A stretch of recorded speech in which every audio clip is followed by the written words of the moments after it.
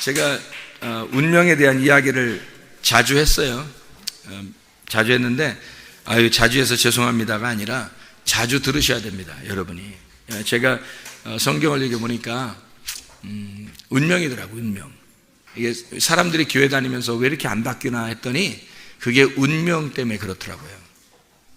그게요. 여러분 조상을 계산해 보세요. 여러분 아버지, 어머니, 뭐 이모, 고모, 외삼촌, 삼촌 다 이렇게 조사해 보시라고요, 여러분이. 실제로 그런가 안 그런가. 그 관상 영화를 여러분 보셨나요? 지난번에 같이 전 봤는데 보셨나요? 관상? 관상이 그게 철학입니다. 철학이에요.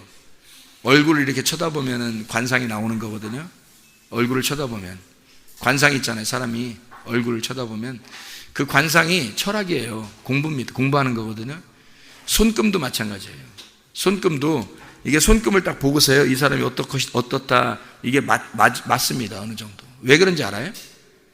왜 그럴까요? 그 사람마다 아이들이 태어나면서 주먹 쥐고 나오는 게 다르거든요. 이게 주먹 쥐고 나오는 그 금인데, 그 손금인데요, 그게 사람마다 다 달라요. 손금이요. 얼굴이 사람마다 다 달라요. 조금씩은. 근데 비슷하게 생긴 사람들은 꼭 비슷하게 살죠. 그래서 뭐라 그래요? 비슷하게 생긴 사람들은 비슷하게 생겨 뭐라 그래? 생긴 대로 산다, 이런 얘기 하잖아요. 생긴 대로 산다, 그런 말 하죠. 그게요, 비슷한 사람들은 비슷한 사람끼리 그렇게 돼요, 얼굴이. 그런 사람이 있어요. 그러니까 관상하고 손금 이런 거 있잖아요. 장난 아니거든요. 그게 공부에서는, 철학 공부할 때, 사람들 철학 공부할 때 그거 공부한다고 그래요. 그래서 철학관도 차리고 막 이러잖아요. 가서 이렇게 여러분은 물어보지 마시고, 물어보는 사람들의 70%가 교회 다니는 사람들이에요, 여러분. 왜냐하면 교회 가서 기도하는데 미래가 안 보여. 뭘 좀 하고 싶은데 그게 안 돼. 안 보여. 기도해도 응답도 안 오고, 기도해도. 그래서 이 사람들이 찾아가는 거예요. 찾아가는데 용케 맞춰. 용케. 탁탁 맞춘단 말이에요. 그러니까 찾아가는 거죠. 그래서 교회 다니는 사람들이 한 70%를 합니다. 거기 오는 사람들 중에서요. 우리 교회 옆에 여기 철학관이 있었거든요. 우리 교회에서 예수 이름 계속 외치고 저녁마다 예수 이름 외치니까 철학관 문 닫았습니다. 어떻게 견뎌요? 저녁마다 외쳐야 되는데 어떻게 견디냐고. 한 번은 그 부인이 막 도망왔어요. 여기 교회 기도하는데 도망와가지고 살려주세요, 살려주세요. 그래. 왜 그러니까 그 철학관 그 남편이 말이에요, 후드로 패가지고 막 멍들어가지고 왔더라고요. 살려주세요, 살려주세요 그러더라고요. 그래서 제가 가서 남편 때리지 못하도록 그렇게. 그 사람 문 닫았어요. 우리가 예수 이름 외치고 그러니까 장사가 돼야지. 왜 부인 때리고 그러겠어요? 손님들이 자꾸 오면 부인 때릴 시간도 있겠어요? 손님이 안 오는겨. 교회 옆에서 그거 하고 있으니까 그게 손님 오겠냐고 생각해 보세요, 여러분. 안 오죠. 망했거든요, 그 사람. 근데 그런 사람들이요, 공부해서 하는 거예요, 그거. 그 책을 공부하는 게 있단 말이에요.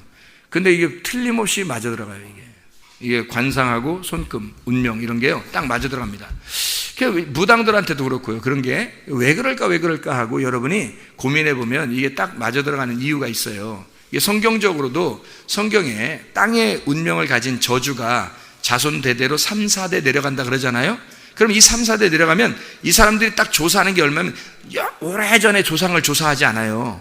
이 무당한테 가보면, 철학관에도 가보면, 제가 가봤다는 얘기가 아니라 그렇게 들어보면 이 사람들이 물어보는 게 딱 아버지, 엄마, 그 이모, 고모, 삼촌, 외삼촌, 그리고 고 할아버지, 할머니, 그리고 그 옆에 친척들, 그리고 그 위에 고조 할아버지, 할머니, 그리고 그 옆에 친척들, 그거 딱 조사해요. 어떠냐고 물어봅니다.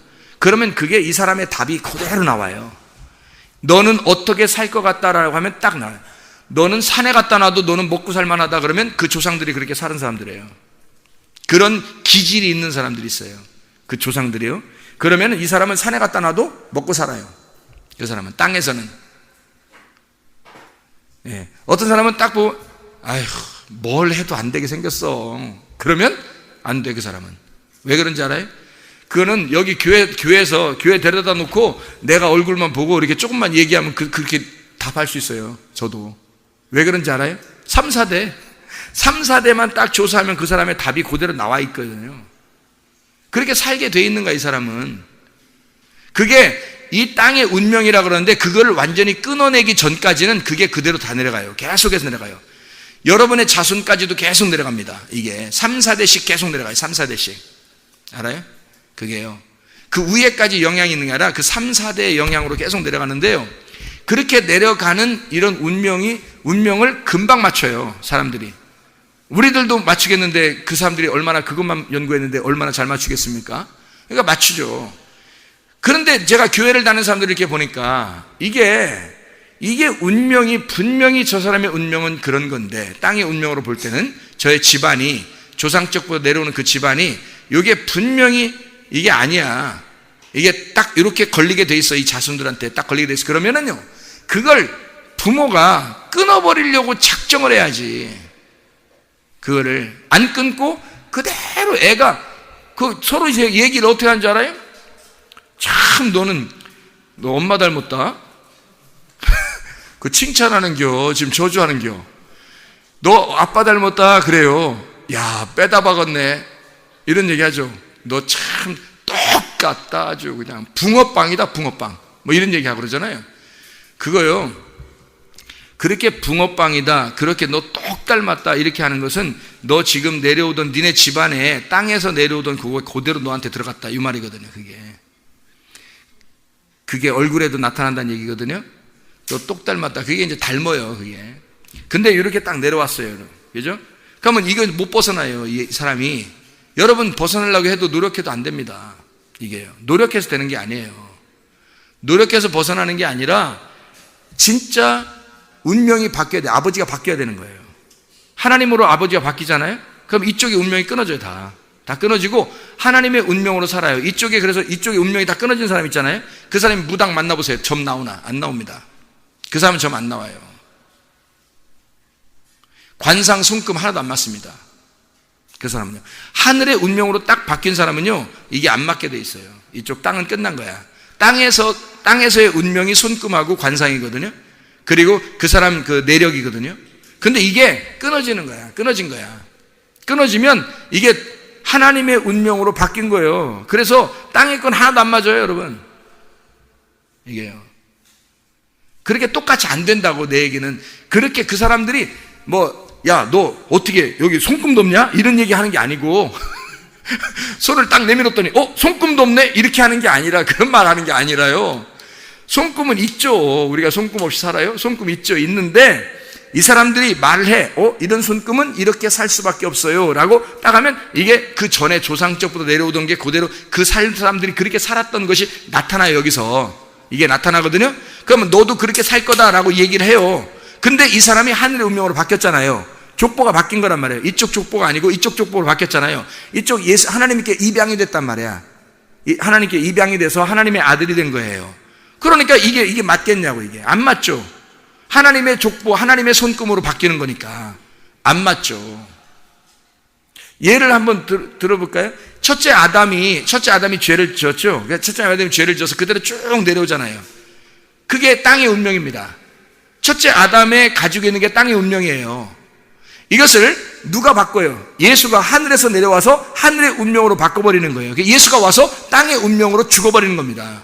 그러면 더 이상 땅의 운명이 없어지죠. 그래서 하늘의 운명, 하나님의 아들이 되는 거거든요. 하나님의 아들, 하늘의 운명으로 살아갈 수 있는 거예요. 이게 바뀌는 거니까. 이해가 되죠? 그래서 사람들이 교회를 다녀도 이상하게 똑같아. 계속 자기 자신들을 보세요, 여러분. 조사해보고 여러분 자신이 어떤 사람인가, 성격이 어떤가, 어떻게 살아가고 있는지 딱 조사해보세요. 그대로 살아가고 있어요. 그러면 여러분 구원 못 받은 겁니다. 여러분은. 그거는 누가 봐도 답이 나와 있는 거예요. 구원 못 받으신 거야. 구원 받으면 반드시 바뀌게 돼 있어요. 사람이. 이거 반드시 바뀝니다.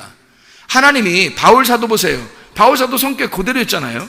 근데 예수가 들어가니까 어때요? 바울이 바뀌잖아요. 자기가 바뀐다고요. 하나님이 그 사람을 가만 안 놔둬요. 계속 다루십니다. 그래서 그 가시가 자기를 찔러요. 그 가시가. 이 가시가 말씀, 선악과의 말씀이 돼서, 율법의 말씀이 돼서 여러분을 계속 찌릅니다. 가시가 돼서, 그죠? 그래서 여러분을 찌르면 여러분이 그 새가 되어 심장이 찔리고 여러분은 죽는 겁니다. 이해가 되죠? 그러면은 예수 그리스도의 말씀이 되는 거죠. 여러분이 가시가 돼서 여러분을 찔러버리면, 그러니까 말씀이 계속 찌르는 거야. 그러니까 자기가 다른 사람도 찌르지만 가시가요, 말씀이 자기를 찔러요. 왜? 뭐가 있으니까 찔리는 거예요. 자기가 땅의 운명을 가진 가시를 가지고 있으니까.